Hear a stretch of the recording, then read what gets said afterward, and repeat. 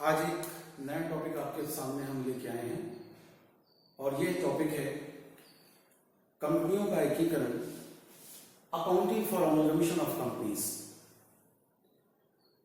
जब कभी भी हम एकीकरण की बात करते हैं तब हमारे दिमाग में एक सिंपल मीनिंग आता है कि एक हो जाना, मिल जाना, यही एकीकरण होता है।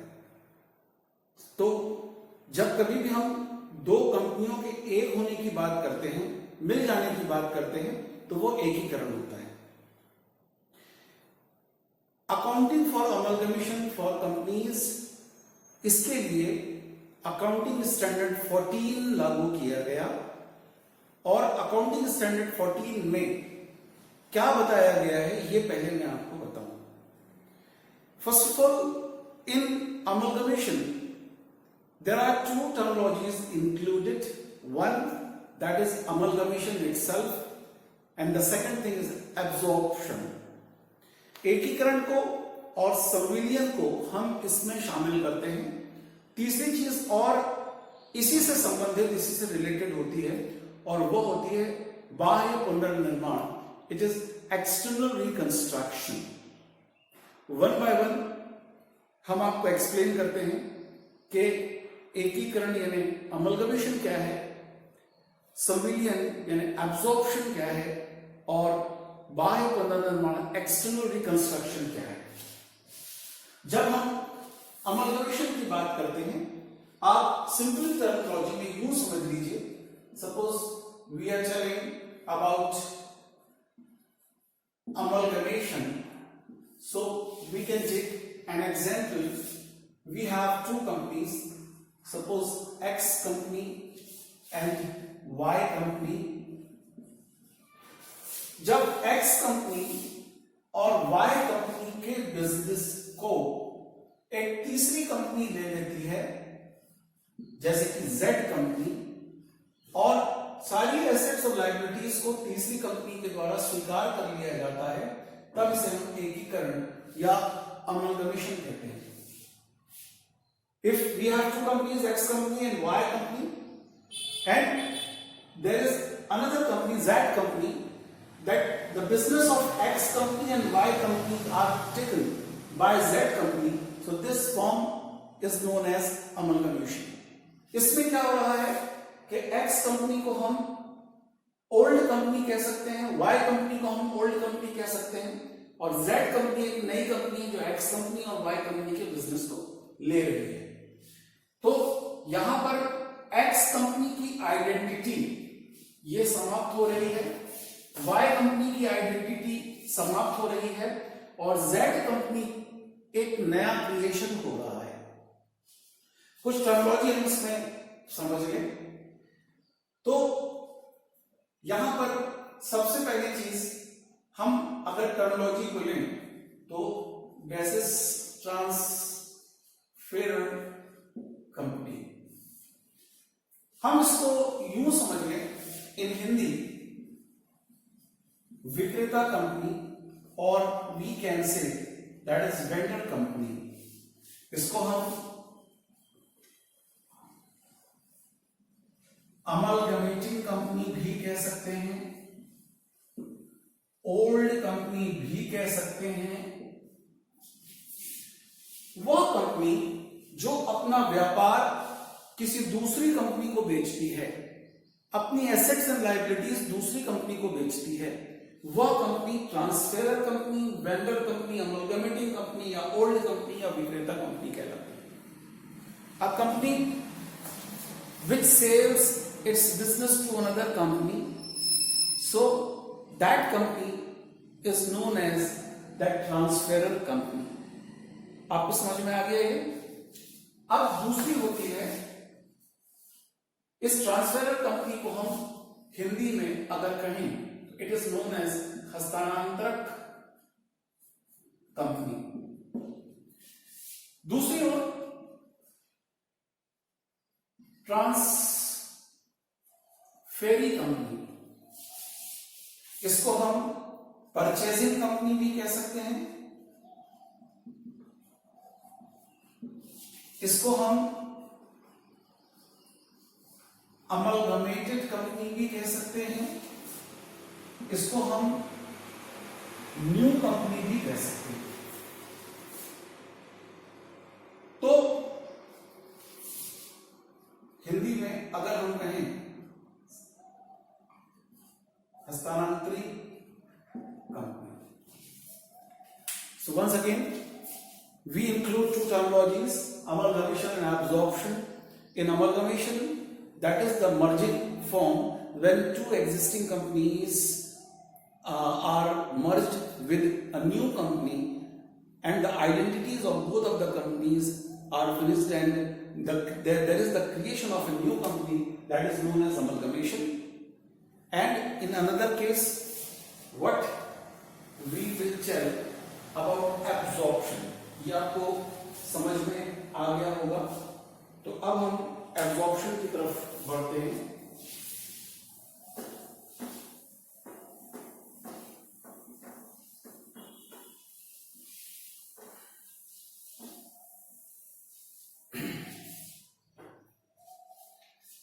अगर हम बात कर रहे हैं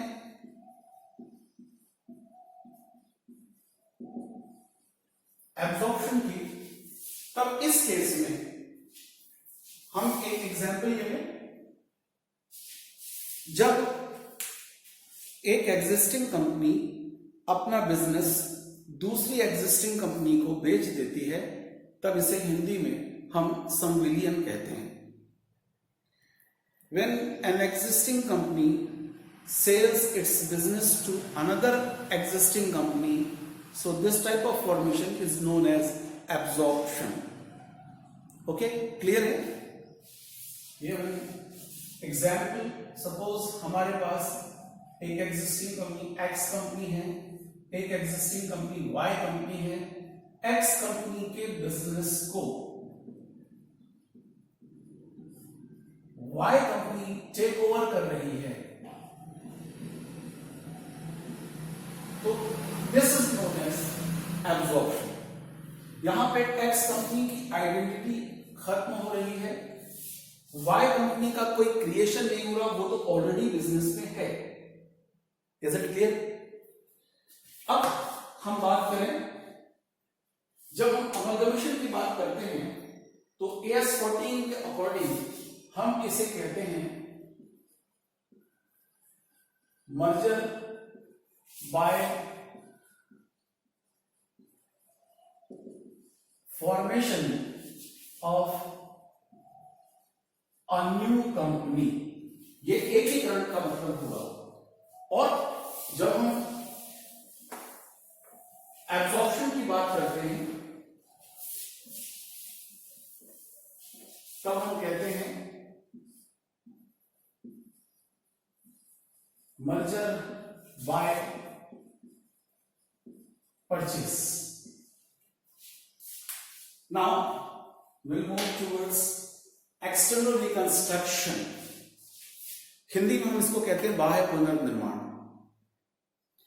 You can understand in easy manner, जब एक कंपनी की इकोनॉमिक कंडीशन बहुत पुअर हो जाती है, वो कंपनी सरवाइव नहीं कर पाती है, तब ऐसी कंपनी अपने व्यापार को बेचने के लिए एक नई कंपनी को बनाती है, और वो जो नई कंपनी है उसका नाम बदल जाता है। वो नई कंपनी इस पुरानी कंपनी के बिजनेस को लेने के लिए ही बनाई जाती है, वो उस पुरानी कंपनी का बिजनेस ले लेती है।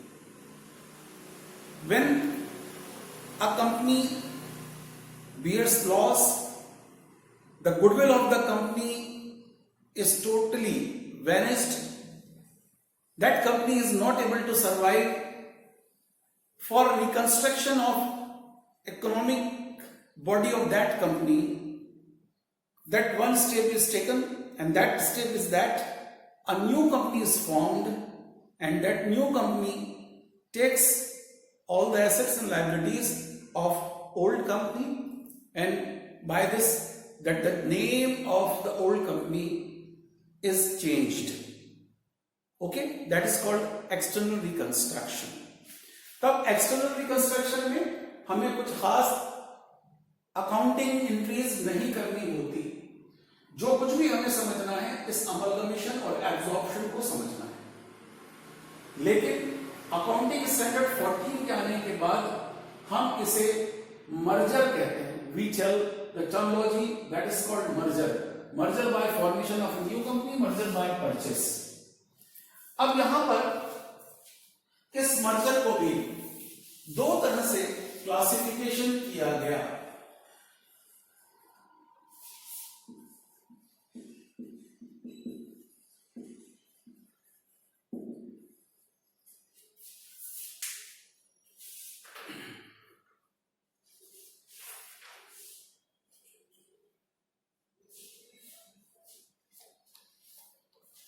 यूं कह, अब इसको हम यूं कहेंगे, number 1 amalgamation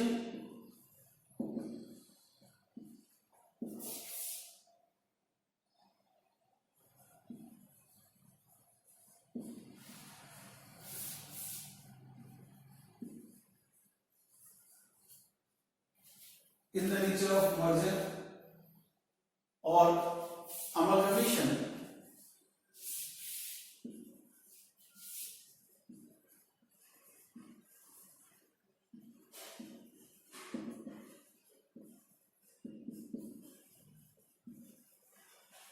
in the nature of purchase। तो अमलगमेशन यहां पे दो तरह से क्लासिफाई हो गया, amalgamation in the nature of merger, amalgamation in the nature of purchase. तो अब हम मूव करते हैं अलग अलग टर्मिनोलॉजी पे कि amalgamation in the nature of merger क्या होता है और अमलगमेशन इन द परचेज क्या होता है।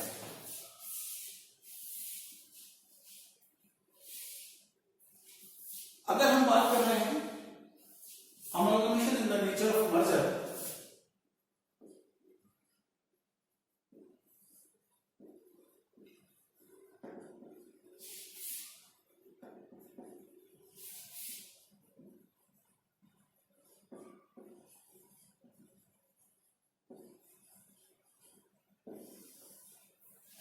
तब AS14 हमें बताता है 5 इंपॉर्टेंट कंडीशंस हैं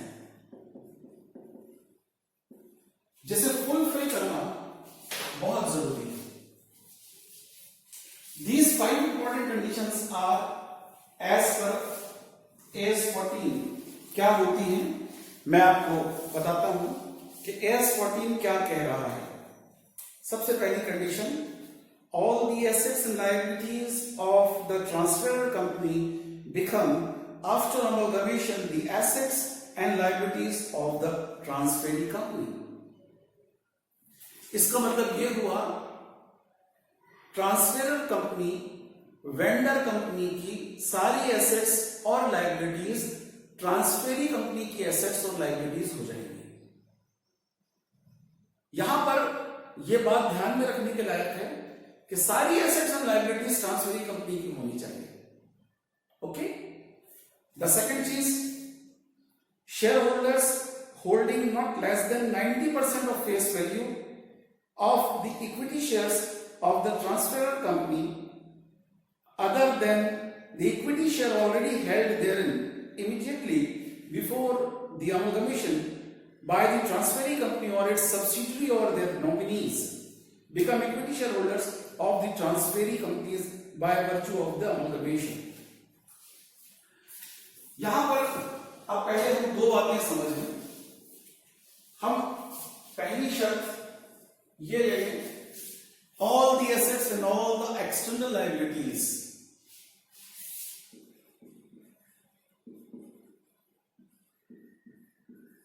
all the assets plus external liabilities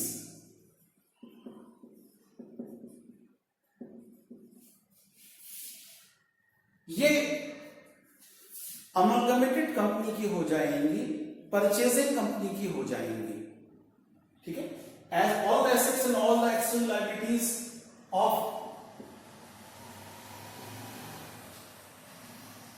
ट्रांसफेरर company यानी वेंडर कंपनी की, विक्रेता कंपनी की सभी संपत्तियां, सभी दायित्व ये क्रेता कंपनी के हो जाएंगे। अब हम यहां पे एक एग्जांपल लें, and that example suppose we have a balance sheet.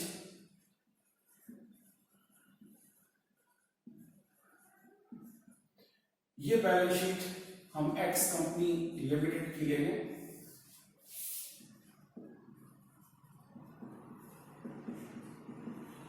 Liabilities, assets, liabilities, equity, share capital, suppose 10 lakh, and other liabilities suppose that 5 lakh, other side in asset scheme, building 5 lakh, machine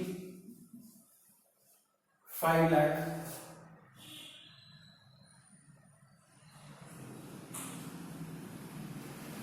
investment 3 lakh, and fictitious assets like profit loss account, debit balance or other things 2 lakh, we have 15 lakh and 15 lakh। अगर मान लीजिए इस x company की assets और liabilities को Y company लेती है, suppose हम वाई कंपनी हैं, हम इसकी एसेट्स और लायबिलिटीज को एक्सेप्ट कर रहे हैं।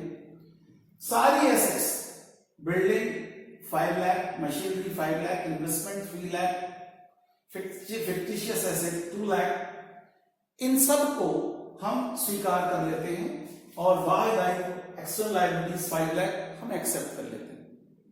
तब हम पहली शर्त को पूरा करते हैं कि जब क्रेता कंपनी विक्रेता कंपनी की सभी संपत्तियों और सभी दायित्वों को स्वीकार करेगी। ओके, नंबर 2, ट्रांसफेरिंग कंपनी के, या यूं समझ लीजिए ट्रांसफेरर यानी विक्रेता कंपनी के टोटल शेयर वैल्यू का कम से कम 90% ये एक्सेप्ट करेगा कि वो परचेजिंग कंपनी यानी न्यू कंपनी की इक्विटी शेयर कैपिटल को ले ले परचेज कंसिडरेशन के रूप में। जब ये external all assets and all liabilities accept की जाएंगी, सभी संपत्तियों दायित्वों को स्वीकार किया जाएगा, इसके बदले में क्रय प्रतिफल या परचेस कंसीडरेशन दिया जाएगा। और परचेस कंसीडरेशन के लिए यह जरूरी है कि AS 14 हमसे क्या कहता है, AS 14 हमसे ये कहता है कि जो वेंडर कंपनी है, ट्रांसफेरर कंपनी है, विक्रेता कंपनी है, उसकी कुल अंश पूंजी के कम से कम 90% की वैल्यू के शेयर होल्डर नई कंपनी के शेयर को एक्सेप्ट करेंगे। एक, लेकिन दूसरी टर्मिनोलॉजी इसमें एक और एग्जांपल है, तो यहां पर कम से कम 90% का मतलब ये हुआ कि 9 लाख की शेयर वैल्यू के शेयर होल्डर्स नई कंपनी के शेयर्स को एक्सेप्ट करेंगे। सपोज हम एग्जांपल में ये ले लें कि मान लीजिए इस इन्वेस्टमेंट में ये जो 3 लाख है, या हम ये ले लें कि 2 लाख का जो इन्वेस्टमेंट है हमारा एक्स कंपनी में है, यानी हमने ऑलरेडी एक्स कंपनी के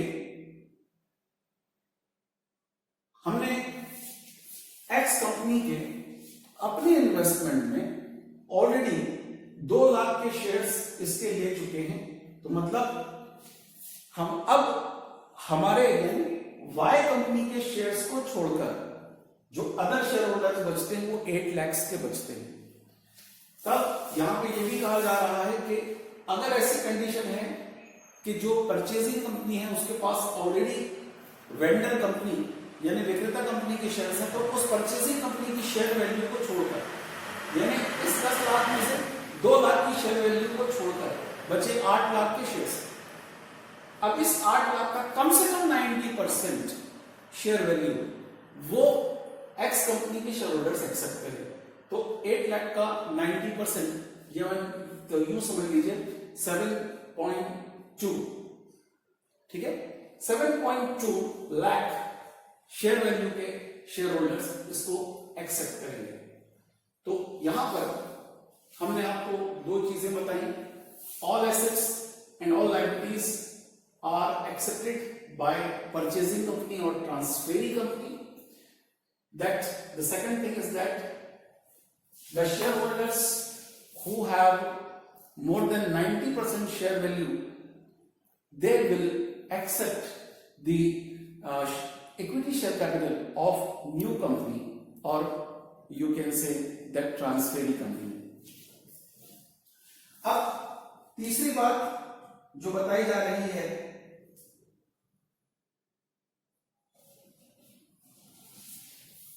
इस कंपनी के जो ट्रांसफेरर कंपनी है, विक्रेता कंपनी है, इसको परचेज कंसिडरेशन का पेमेंट ट्रांसफेरी कंपनी के द्वारा अपनी शेयर कैपिटल में किया जाएगा। उतने अमाउंट के इक्विटी शेयर्स इनको इश्यू किए जाएंगे। The third condition, equity shares issue किए जाएंगे मतलब जो भी मोर देन 90% शेयर वैल्यू के शेयर होल्डर्स परचेज कंसिडरेशन को एक्सेप्ट करते हैं तब उनको पेमेंट भी जो है वो किया जाएगा। तो वो परचेजिंग कंपनी यानी क्रेता कंपनी की इक्विटी शेयर कैपिटल में किया जाएगा, इक्विटी शेयर्स उनको मिलेंगे। क्लियर? कैश में उनको पेमेंट नहीं किया जाएगा, लेकिन एक कंडीशन बचती है वो खंडित अंशों की, दैट इज फ्रैक्शनल शेयर्स। मान लीजिए तीन शेयर्स के बदले में एक शेयर दिया जा रहा है। सपोज एक्स कंपनी के 3 शेयर्स के बदले में शेयर होल्डर्स को एक शेयर दिया जा रहा है। अब एक्स कंपनी का कोई ऐसा शेयर होल्डर है जिसके पास 5 शेयर्स, तब उस 5 शेयर्स के होल्डर को 3 शेयर्स के बदले में एक तो मिल जाएगा शेयर न्यू कंपनी का, बाकी के बचे 2 शेयर्स के बदले में उसको कैश में पेमेंट करना होगा। Is it clear? तब हमने 3 कंडीशंस भी देखी। पहली कंडीशन, विक्रेता कंपनी की सभी संपत्तियों और सभी दायित्वों को क्रेता कंपनी के द्वारा स्वीकार कर लिया जाएगा। All the assets and liabilities of the transferor company और vendor company are accepted by transferee company. Number 2, transferor company के कम से कम 90% शेयर वैल्यू के शेयर होल्डर्स परचेस कंसिडरेशन के रूप में ट्रांसफेरी कंपनी के शेयर्स कैपिटल को या शेयर्स को एक्सेप्ट करेंगे।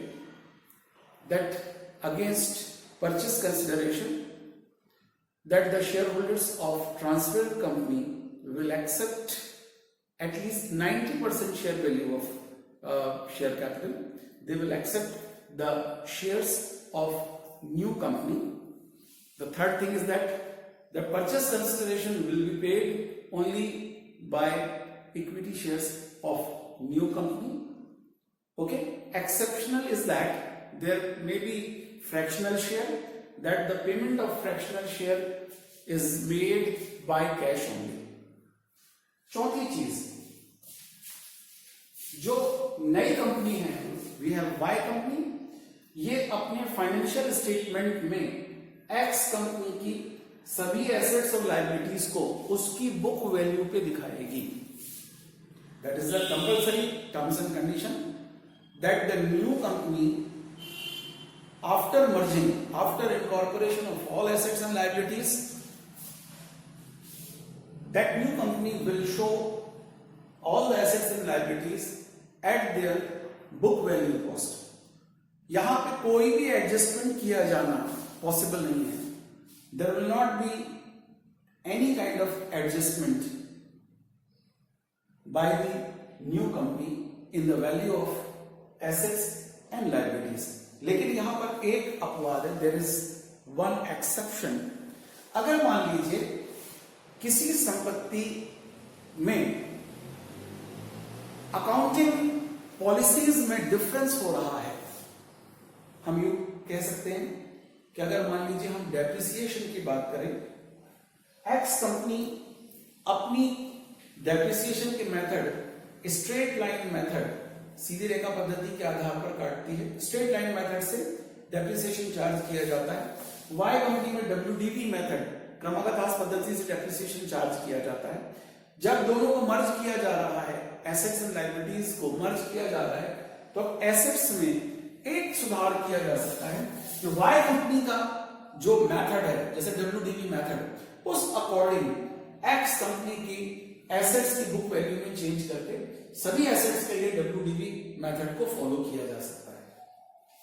और last point amalgamation in the nature of merger का ये होता है कि after incorporation of all assets and liabilities having merged up by the old companies, पुरानी कंपनी का व्यापार यथावत जारी रहता है।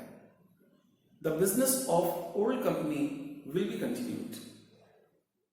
So these 5 conditions are very important if we are taking that amalgamation in the nature of merger. और अगर हम बात करें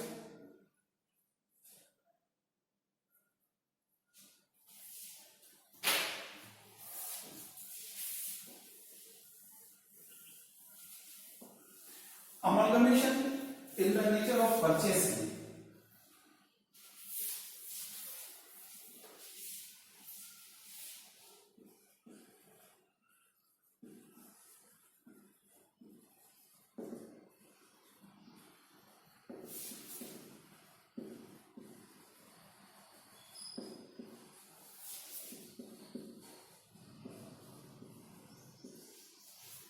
जो 5 कंडीशंस बताई गई उनमें से किसी भी एक कंडीशन को अगर फॉलो नहीं किया गया है, कोई भी एक कंडीशन को सेटिस्फाई नहीं किया गया है, तब amalgamation in the nature of purchase कहा जाता है। Is it clear? Amalgamation in the nature of merger में 5 कंडीशंस नेसेसरी हैं। Amalgamation in the nature of purchase में जरूरी है ऊपर बताई गई 5 कंडीशंस अगर सेटिस्फाई हो रही है, that is nature of merger, और अगर सेटिस्फाई नहीं हो रही है, किसी भी एक कंडीशन को सेटिस्फाई नहीं किया जा रहा, नेचर ऑफ परचेस। अब कौन कौन सी कंडीशन है? नंबर 1, सभी संपत्तियां और सभी दायित्व स्वीकार किए जाएंगे। All the assets and liabilities are taken over. अब हम यहां पे एग्जांपल लें, अगर मान लीजिए हम वाई कंपनी है और हम एक्स कंपनी की बिल्डिंग को 5 लाख में, मशीन 5 लाख में, इन्वेस्टमेंट 3 लाख में, फिक्टिशियस एसेट्स 2 लाख में और लायबिलिटीज 5 लाख एक्सेप्ट कर ले रहे हैं, तो पहली कंडीशन को हम फॉलो कर रहे हैं। नंबर 2, अगर मान लीजिए हम ये कह रहे हैं कि ओके आप बिल्डिंग 5 लाख की कह रहे हैं, हम इसे 4 लाख में ही लेंगे, मशीन 5 लाख की है, हम 3 लाख में लेंगे, इन्वेस्टमेंट हम नहीं लेंगे, तब ये amalgamation in the nature of merger नहीं होगा। क्लियर हो गया? मर्जर के लिए जरूरी है कि all the assets and all the liabilities will be taken over. Is it clear? और दूसरी कंडीशन, मान लीजिए 90% से लेस शेयर होल्डर्स इसके परचेज कंसिडरेशन के बदले में दूसरी कंपनी के, नई कंपनी के शेयर्स को एक्सेप्ट नहीं करते हैं, that also amalgamation in the nature of purchase. अगर परचेज कंसिडरेशन का पेमेंट इक्विटी शेयर होल्डर्स में नहीं हो रहा है, so amalgamation in the nature of purchase. जो भी एसेट्स एंड लायबिलिटीज दिखाई जा रही है, अगर वो बुक वैल्यू पे नहीं दिखाई जा रही है, तो जो मर्जर ना होगा, ये नेचर ऑफ परचेज। और अगर आगे इस वेंडर कंपनी, ट्रांसफरर कंपनी का बिजनेस कंटिन्यू नहीं होगा, तब amalgamation in the nature of purchase. तो सबसे लास्ट बात कि व्यापार जारी रहेगा, ये तो अमलगमेशन के बाद की स्थिति है, that is after amalgamation. So we have to think in 4 necessary conditions at the solving of the questions. हम इसको यूं ले लें कि जब एक कंपनी अपनी सारी संपत्तियों और सारे दायित्वों को, यहां पर दायित्व माने एक्सटर्नल लायबिलिटीज की बात कर रहे हैं, उसके पुष्ट मूल्य पर दूसरी कंपनी को इस शर्त पर बेचती है कि दूसरी कंपनी के कम से कम, अगर हम इसको फिर से सुधार करके हैं कि अगर एक कंपनी किसी दूसरी कंपनी की एसेट्स एंड लायबिलिटीज को उसके बुक वैल्यू पर परचेस करती है और